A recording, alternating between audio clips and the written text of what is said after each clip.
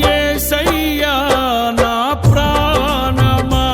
ఘనమైన స్తుతిగానమా అద్భుతమైన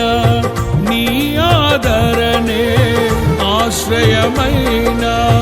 నీ సంరక్షణయే నన్ను